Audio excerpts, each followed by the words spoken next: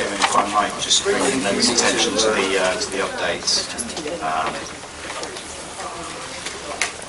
Chairman, that was the only point I was going to make at this moment in time. The update to the report, any additional representations received, and the requirement, the amended recommendation, including a requirement for financial contribution towards education provision.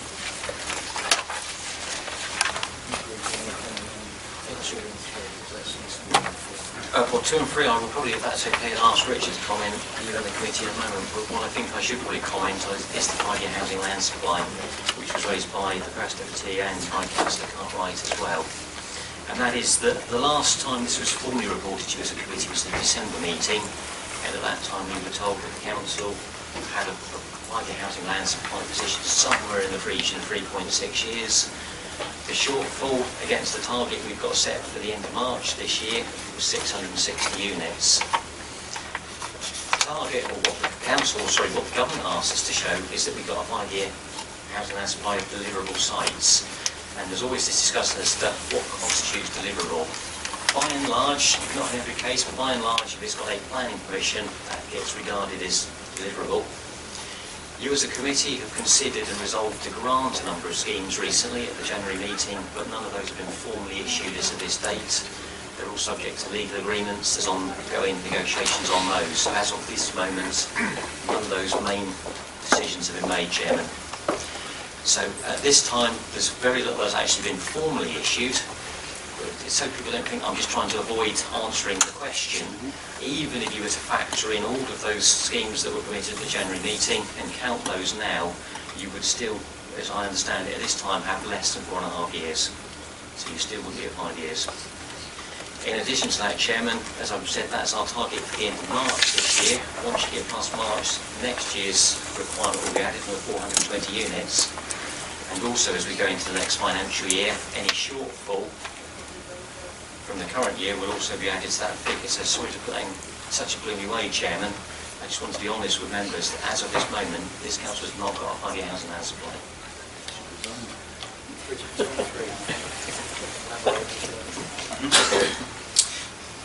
Yeah, absolutely. Let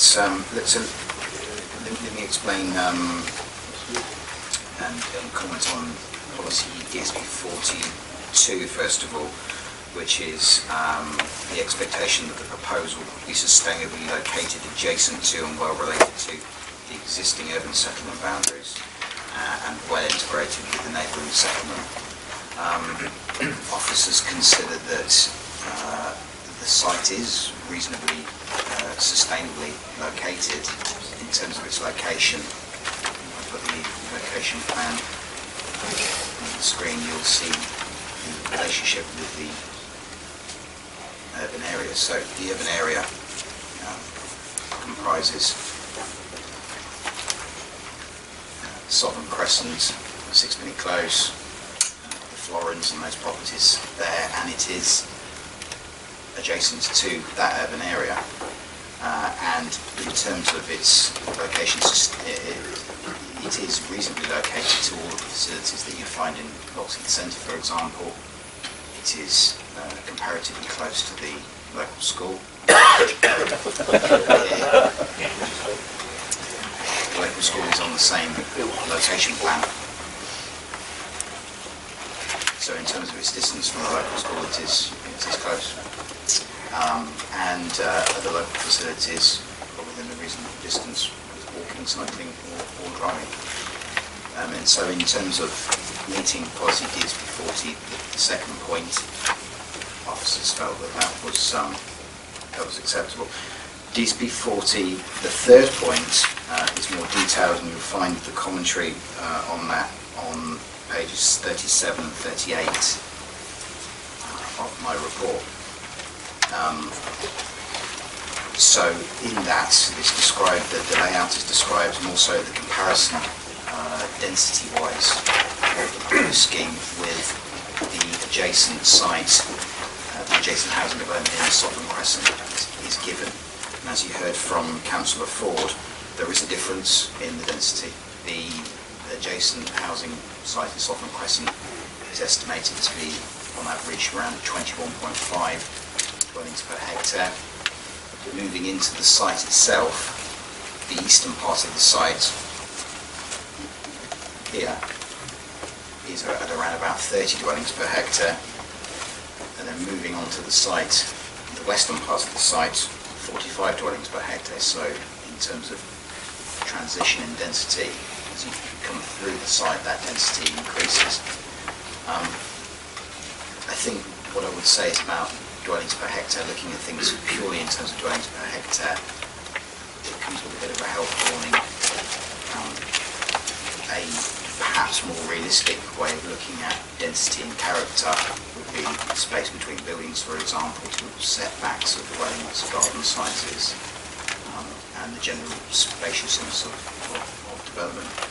And in that respect, officers considered that although the proposed development is of a high density, there's no doubt about that, that it wasn't significantly different to Sovereign Crescent, to the extent that it would fail that policy test of DSP 40.3. In terms of the visual impacts, on page 38, Councillor Ford is quite right. My report identifies that there would be harm. It talks about the views into the site being confined to those more local views as opposed to far distant views. And so the type of harm, visual harm, that would happen, that would occur, is described in that part of my report. You'll see it's addressed in the planning balance later on in the report. So it's certainly not the case that the officer report alleges that there's no harm visually. It's simply that when taken into account along with all the other matters in the planning balance, it's not felt that significantly or demonstrably outweighs the benefits of the scheme, which is the test. You also have to give a thought to the fact that densities now, even as some of these houses are probably not that old, but in those maybe 10 years or whatever, density requirements by government have risen considerably. So, you know, we wouldn't get any thank you if we reduced the density, actually. This is the full fail of something else. Would that be a fair statement? I think it would be. I mean, the density of a scheme, of course, is always comparative. It's always relative to the context that it's in. In some circumstances, a scheme of this sort would be considered to be fairly low density. It's what you're comparing it next to. And I think there's no, like I said a minute ago, there's no doubt about it. This is of a higher density. It's not felt that density will result in a development that was harmful in terms of character, such that it wouldn't meet that policy test. Councillor Price, I suppose. Thanks, Chairman. I just want to go back and revisit this 5-year land supply issue. Now, the 5-year land supply has really come out, as much as anything, from one appeal inspector's decision. Because prior to that, we always thought as a council we had the relevant land supply. We're always saying that. Now, I don't believe that we should be basing everything on one inspector's decision. I think that you need a couple to see if the inspector's decision is right. For the situation, we know in the past we have often had situations where inspectors have gone a totally different way to what we would have expected, and we would have thought we had the relevant evidence to actually support what we've decided. Having said that, I think coming out of the December meeting which we had, is that it was said that we would review and we would have placed before us at each planning meeting the 5-year land supply situation. Now, I understand what Lee is saying about the decisions which were made at the last meeting, the consents have not been issued. But I would actually challenge in some way is that why can't we actually take those into consideration? Because we have actually passed them. I accept that they have not been actually issued as on a piece of paper. And is that decision made here, or is there reference from other areas where that is the decision which has to be made in that way? Now, to me, I think that at each planning committee meeting, we need a chart what our requirement is, what we've actually granted, and what we've actually issued, so that we can look at it and consider the whole thing. Because at the moment, I'm not happy with how we are being presented with the 5-year land supply situation. We're being told we can't take into consideration all that we've granted, and yet we've granted, I don't know what, I wasn't at the last meeting, but I think it was something like 400 odd applications, individual units. So I just believe that we should be much more open and show this as a chart at the start of every planning meeting, so that everybody can see it and understand it. Because I think it's wrong at the moment. I think Councillor explained to us that even if we refuse this one, we still don't have a 5-year land supply, even if we've approved all the other ones. Had you actually approved them, and they were let out, if you like, they could go ahead and build it. We still don't have a 5-year land supply. But as we were actually told in December, if my memory is correct, is that the nearer you get to the 5-year land supply, then the balance starts to tilt slightly differently.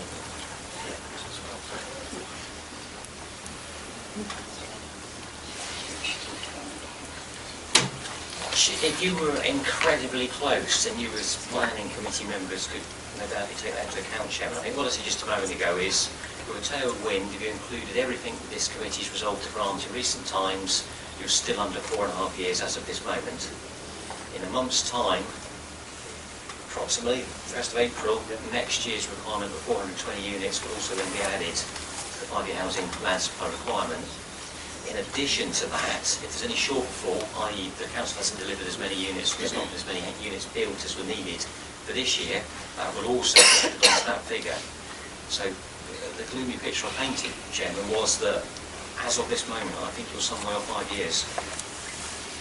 Sorry, Mr. Chairman, to come back on this, but I think the point that I'm trying to make is that Lee is saying that, and I don't dispute what Lee is saying, but I think we need to see, so as to be able to demonstrate to the public, as much as to ourselves, is that the actual figures, what the figures are, because that's the important thing. Actually, you can do that yourself. What is it, 405 we permitted, take that away from 660, then add next year's 420, then take off what we've built in this year, and subtract that gives you the final figure. You can do it in your head. So what is it? What is it? 660. Somebody got You talk about doing the head, so what is it then? 660, I'm not as clever as you. 660 minus 405 plus 420 plus the only other figure we don't know yet is what we've actually built in this year, which can be deducted off that 420. Does that be right? Yeah, I know it's good. In simple terms, there's so many are there. We don't have a 5-year land supply. The testimony for this committee, before we get too embroiled in trying to work out the exact figure, Chairman, because that will be formally presented to you at the next planning committee in March, is that the tilted balance test is engaged, as you don't have 5 years. So that's why this report's out in that way, because whether it's 3.6, whether it's up a figure close to 4.5, you still don't have 5 years.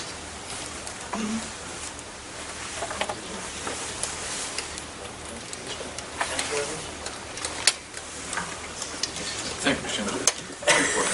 I think it's maybe worthwhile starting off by saying that in the new borough plan, which I know has limited weight, but nevertheless all the sites that were submitted were assessed, so we can use the background for that assessment, I think, to help us in judging some of these sites.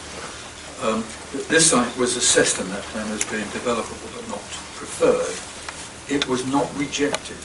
It was just determined that on, if like a scale of 1 to 10, it had more issues than other sites, and we could meet our housing need by using those other sites rather than this one. So this remains a site assessed as both developable and deliverable.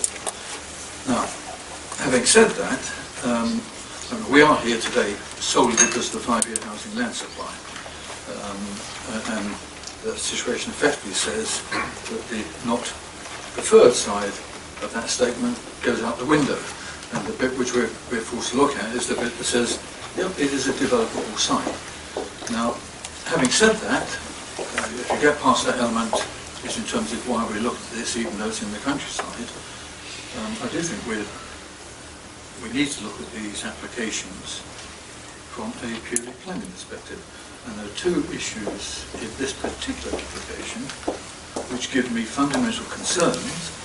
Were they stuck in the middle of the urban area, I would have those as planning concerns. The first one would be road access through Southern Crescent and the Florins. Those roads were never developed to provide through access. Now, although our photographs we've got unfortunately show no cars parked on the roadway at all, cars do park on that roadway. They park on the roadway during school times, and they park on the roadway in the evenings when people come home. So I think those roads are not satisfactory for access to this site.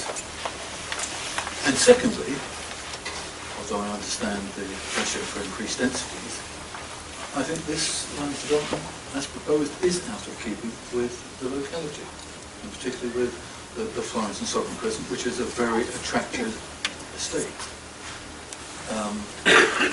Those two reasons alone tend me towards not accepting the officer's recommendation for this site, although I accept the site itself is suitable and deliverable. So I'd like to hear other comments, but I'm not particularly happy from a basic planning perspective.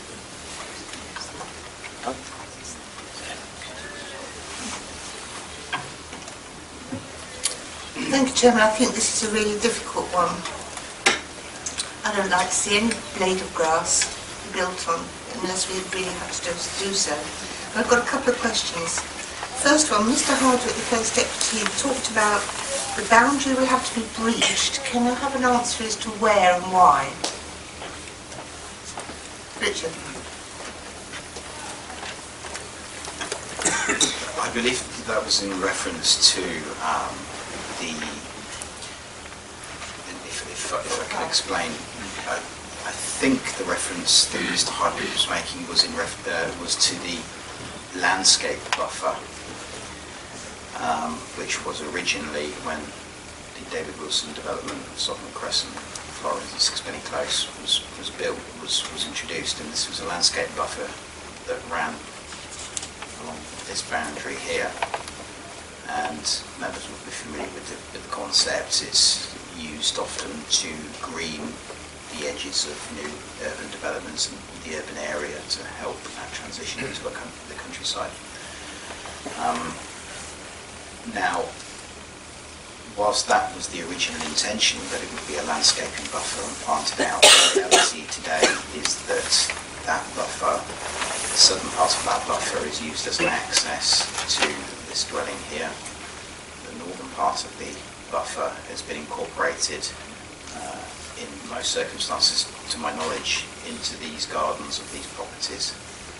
And so, in effect, whilst on paper the edge of the urban area runs down this line, where I'm running my cursor at the moment, the garden areas, the access here means that that landscape buffer, for all intents and purposes, doesn't really fulfill its originally intended function.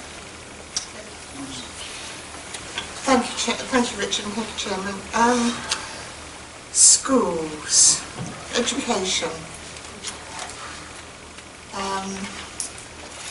I'm really concerned that Hampshire County Council have not kind of pulled a finger at the moment to try and address the problems that we're going to have with education and having enough school places for the amount of development that's going on, not only here in Fareham, but up Eastleigh and other places, Havant, Portsmouth.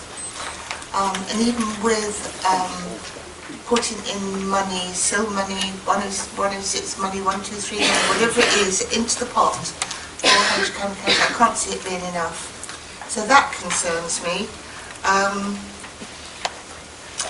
I'm also worried about the roads. I think the roads, unless Foreman Homes are going to widen those roads, I can see chaos.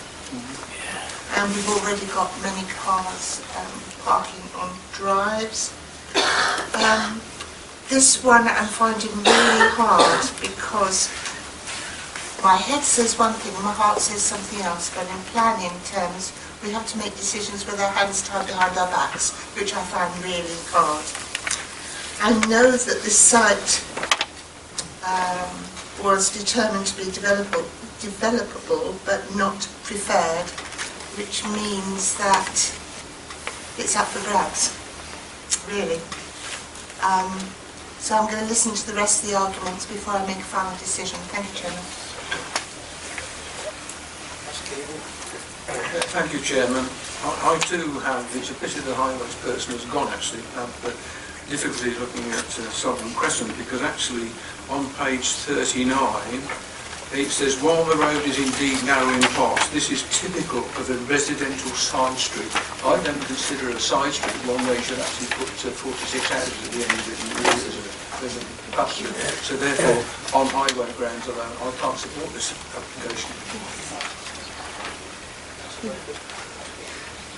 I think most things have been said, Chairman, but considering we had a questionable decision on a previous thing about highways, seems to have been very little attention given to this application by consideration. That the Warsash Road itself is very busy. There's a lot of traffic coming out of it. It's really close to the school, so the kids won't be able to go to the school. And the other thing that I question is whether it is deliverable. The last couple of schemes that the council's developed itself, the developers have only got one team of plumbers, electricians, etc., carpenters, which they've been spreading around 2 or 3 other sites, which has delayed the delivery of the things. I do wonder now, because of our way of not having apprenticeships, etc., recruiting people to do these sort of jobs, whether this is not going to cause another problem. So I can't support the application.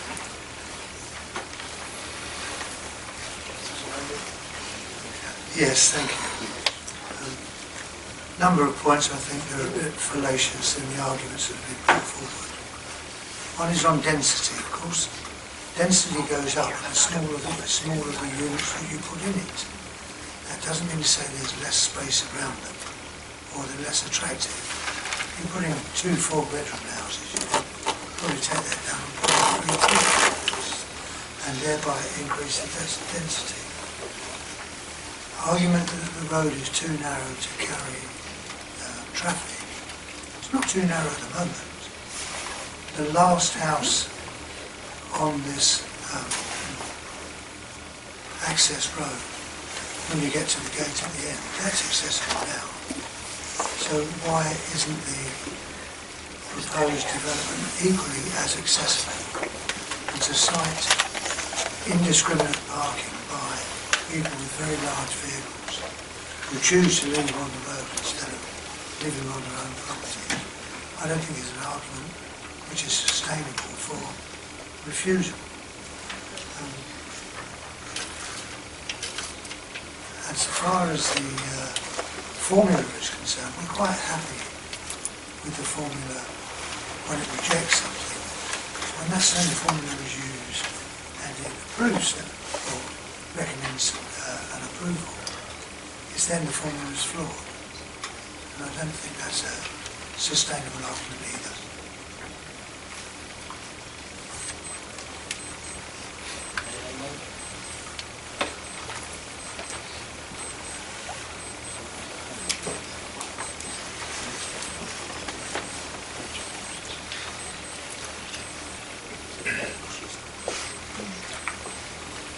Right.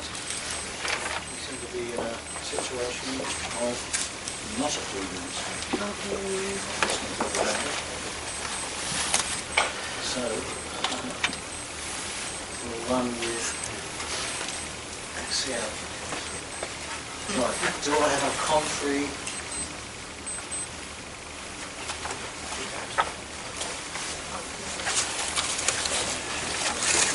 Yeah, I was protesting. Right.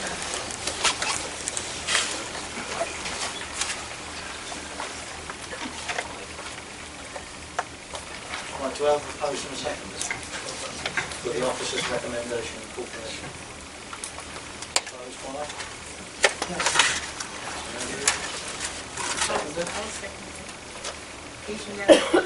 Part say one thing. Opposed and seconded. Those in favour of the opposite recommendation, please show. Those against?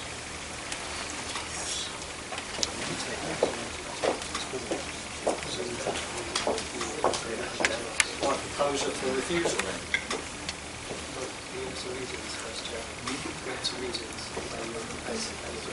Yeah, reasons. Councillor Elvis, you said that. Take your statement. I would propose approval based on non-conformance with the SB40. Can we hear you, please? I would propose refusal based upon non-conformance with the SB40 as Roman numeral 3 and 5. 3 and 5.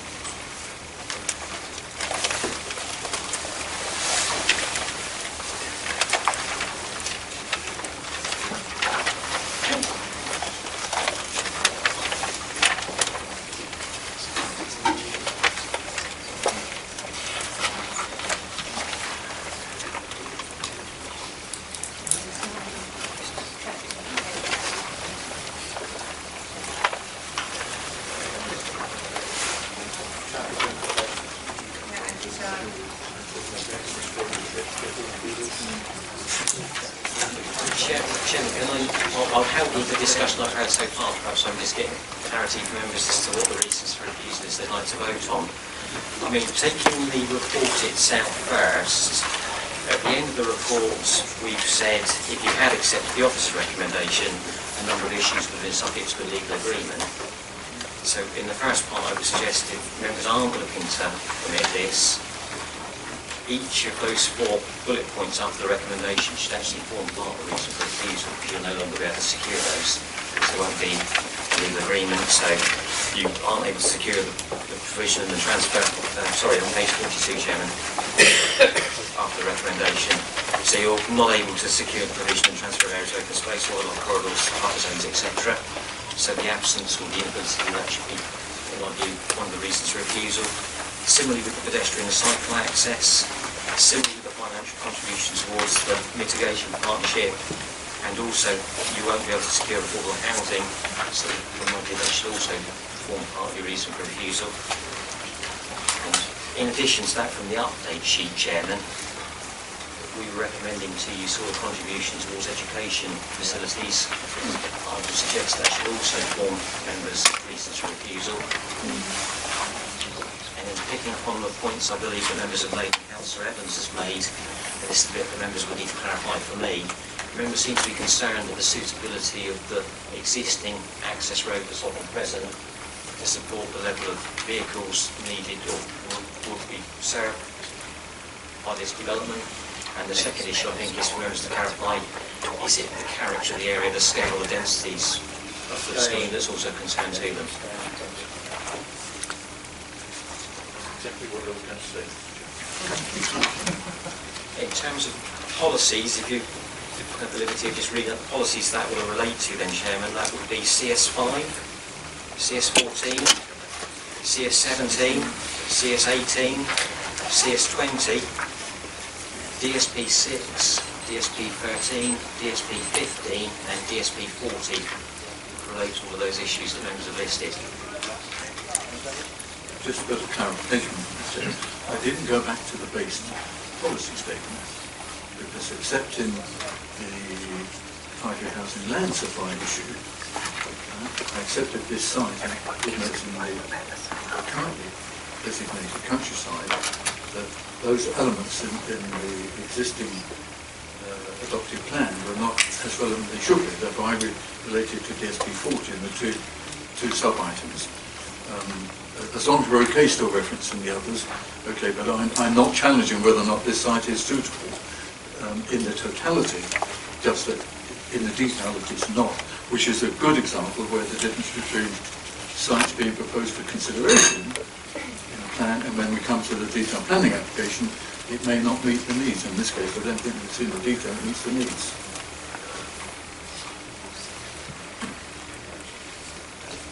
the only one that I've missed, sorry Chairman, on that list was CS21, which was the provision of open space in terms of the policies to be listed, Chairman.